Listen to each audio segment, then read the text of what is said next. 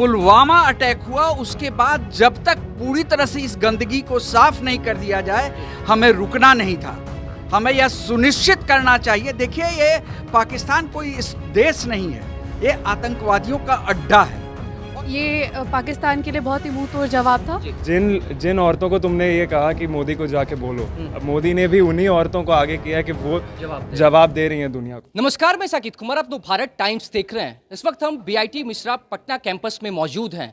22 अप्रैल को पहलगांव में आतंकियों ने जिस तरीके से पर्यटकों के ऊपर गोलीबारी की, जिसमें कई पर्यटकों ने अपनी जान गंवाई, इसके जवाबदेही में अब भारतीय सेना ने पाकिस्तान में 9 आतंकी ठिकानों पर बमबारी की। कई उनके जो ठिकाने थे उसको नस्तानाबूद किए। इसके बाद कल मॉक ड्रिल भी किया गया। देश के 244 जगहों को चिन्हित किया गया था। और बिहार की बात करें तो पटना समेत 6 जिलों में इसका एक तरह से युद्ध से पहले जो अभ्यास होता है वो अभ्यास किया गया। Complete dark out, light out जो था वो एक तरीके से पूरी तरीके से लाइट बंद की गई। और इस वक्त हम कैंपस में मौजूद हैं। अभ्यर्थियों जो बच्चे हैं, स्टूडेंट जो यहाँ के हैं, प्रोफेसर हैं, इनसे जानते हैं कि आखिरकार इस पूरे घटनाक्रम को कैसे देखते हैं। क्या नाम हो सर आपका? मेरा नाम प्रोफेसर श्रीधर कुमार हुआ और मैं यहाँ एनएसएस का कोऑर्डिनेटर भी हूँ, असिस्टेंट प्रोफेसर कंप्यूटर साइंस। मैं 2 ही बात कहूँगा कि सबसे पहले पूरे विश्व के शेरों के शेर नरेंद्र मोदी को और उनकी पूरी टीम को बहुत बहुत बधाई कि उन्होंने ये कार्रवाई की। लेकिन ये कार्रवाई और पहले होनी चाहिए था, विलंब नहीं।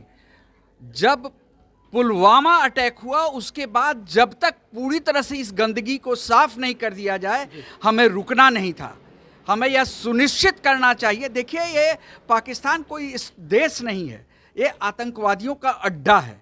और इस अड्डे को जब तक हम समाप्त नहीं करेंगे ये पूरा भारतीय उपमहाद्वीप शांत नहीं हो सकता है। भारतीय उपमहाद्वीप को शांत करना है, सुरक्षित करना है और इसकी प्रगति करनी है तो इस अड्डे को निश्चित रूप से खत्म करना है। और यह ऑपरेशन सिंदूर के साथ एक आंतरिक, ये तो बाह्य हुआ, एक आंतरिक सिंदूर भी चलना होगा। ऑपरेशन सिंदूर। देखिए, अब जो बीआईटी मिश्रा के जो स्टूडेंट्स हैं इनसे भी जानते हैं। ये बताइए कि जो ऑपरेशन सिंदूर किया गया है और अब ऑपरेशन सिंदूर 2.0 का भी आगाज कर दिया गया है, अब जितने भी उनके आतंकी ठिकाने हैं उसको नस्तनाबूद किया जा रहा है, कैसे देखते हैं आप? सबसे पहले तो मैं अपने government of India Shri Narendra Modi ji का हार्दिक दिल से अभिवादन करता हूं कि उन्होंने इतना ठोस कदम उठाया। उनके लिए जो कि बहुत आसान नहीं होता एक कदम उठाना। साथ में सबसे बड़ा ये चीज़ हो जाता है कि जो हमारे देश के जो प्रमुख हुए एनएसए आपके अजीत डोभाल, मेन आपका अजीत डोभाल ही जो थे, उन्होंने पूरे आपके सिचुएशन को मतलब हैंडल किया।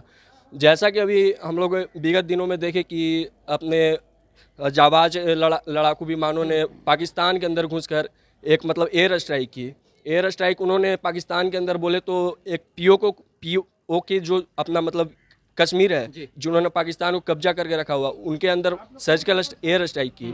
आपको बता दें कि इस एयर स्ट्राइक में रावलपिंडी, बालाकोट और बालाकोट जैसे कई तरह के आतंकी ठिकानों को वहाँ पे निशाना किया गया।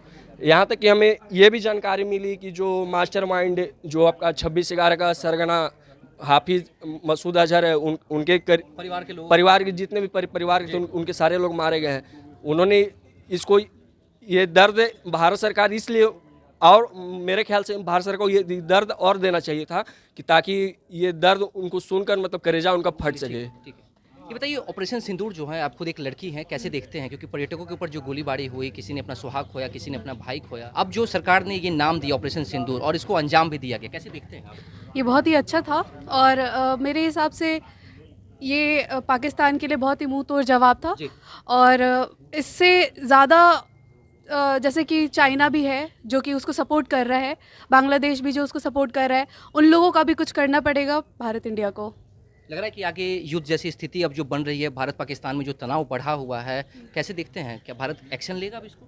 हाँ, ज़रूर। भारत तैयार है पूरी तरीके से? आप लोग कैसे योगदान करेंगे अगर पूरी तरह से जो होगा? एकजुट है? हाँ, ऑफ कोर्स। कैसे देखते हैं आप एक लड़की होने के नाते ऑपरेशन सिंदूर को?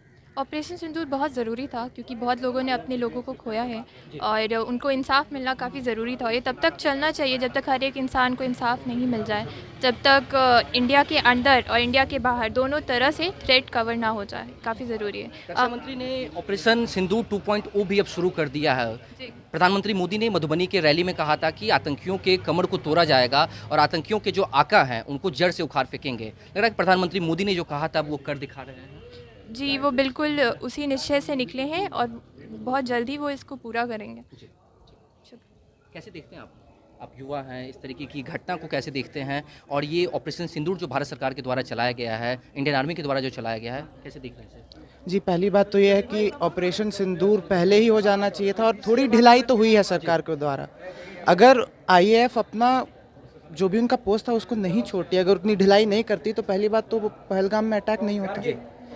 उसके बाद से जो रिटेलिएशन हुआ है हमारी सरकार की तरफ से, आईएएफ की तरफ से, काफ़ी सराहनीय है, काफ़ी अच्छा काम किया गया है। और अगर आप आगे की भी बात करते हैं तो हम भारत के युवा हैं, हम लोग अपना खून दे देंगे, हम लोग सब कुछ दे देंगे। हम भले ही पाकिस्तान के लोगों ने, पाकिस्तान के आतंकियों ने ये चीज़ शुरू की है, लेकिन हम लोग वचन देते हैं कि ये हम ख़त्म करेंगे। कैसे देख रहे हैं आप इस ऑपरेशन सिंदूर को? ऑपरेशन सिंदूर जैसा कि नेम सजेस्ट करता है, ऑपरेशन सिंदूर, और ये जितने भी लोग हमारे मरे, देवर ऑल मेल्स। उन्होंने जाति के नाम पे, धर्म के नाम पे लोगों को मारा। और वो जितने भी मेल्स थे, वो किसी ना किसी के हस्बैंड थे, किसी ना किसी के बेटे थे, किसी ना किसी के भाई थे, पिता थे। तो जो नाम इंडियन आर्मी ने रखा है, जिसने भी रखा है, वो बहुत ही अच्छा एक सोच के एक सिंबॉलिक नाम रखा है। और कल की अगर आप प्रेस कॉन्फ्रेंस भी देखें, जिसमें दोनों जो भी हमारे विंग कमांडर आई थी, व्योमिका सिंह और कर्नल हमारी Qureshi ma'am, Sofiya Qureshi ma'am, I think एक बहुत अच्छा जेस्चर, एक मैसेज देने की कोशिश है कि जिन औरतों को तुमने ये कहा कि मोदी को जाके बोलो, अब मोदी ने भी उन्हीं औरतों को आगे किया है कि वो जवाब दे रही हैं दुनिया को। सो आई थिंक ये बहुत ही एक सिंबॉलिक मूव है। और जहाँ तक बात है ऑपरेशन सिंदूर की, तो स्ट्राइक, जो डिप्लोमेटिक स्ट्राइक्स हुई हैं, खासकर इंडस वाटर ट्रीटी को रोका गया, आई थिंक वो एक बहुत बढ़िया मूव था। 70 साल में कभी नहीं रोका गया। पाकिस्तान अब इससे कमज़ोर होगा और जो वहाँ पे आतंकियों को जिस तरह से पनाह दी जाती है उसको अब ख़त्म करेगा।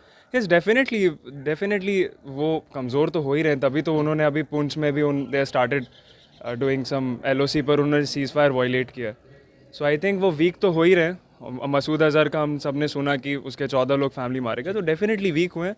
बट आई थिंक अभी काम ख़त्म नहीं हुआ है।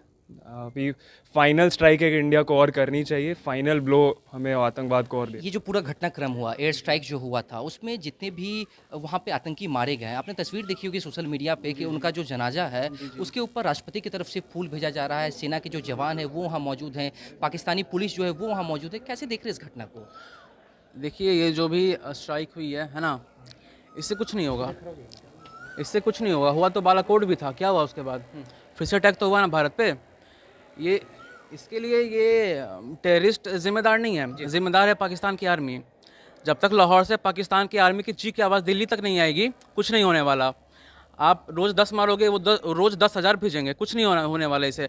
आप वहाँ के आर्मी पे अटैक करो, आसिफ मुनीर का सर काट के लाओ भारत में, तभी कुछ होने वाला है। हमारे जवान के वो कोई पकड़ाते हैं तो वहाँ पे सर काट के ले जाते हैं ना, हमें भी उनके एक जवान के बदले उनका 10 सर चाहिए। कुछ नहीं होने वाला। ये 10, 12, 20, 50 टेररिस्ट मारे, कुछ नहीं होने वाला। पाकिस्तान आर्मी पे अटैक किया जाए, और मैं तो बोल रहा हूँ कि हर एक अटैक पे 50 से 60 पोस्ट पाकिस्तान जो POK में पोस्ट है वो भारत को अपने अधिकृत लेनी चाहिए। आप कैसे देख रहे हैं ऑपरेशन सिंदूर को? लगता है कि ये जो ऑपरेशन सिंदूर है ये पहले, क्योंकि कई साथी आपके हैं जो कह रहे हैं कि ये पहले होना चाहिए था, थोड़ा विलम्ब हुआ है इसमें। विलम्ब हुआ तो अवश्य है, परंतु मैं यह कहना चाहूँगा कि इंडिया ने बहुत ही स्ट्रेटेजाइज करके, लोकेशंस को टारगेट करके ये चीज़ किया है।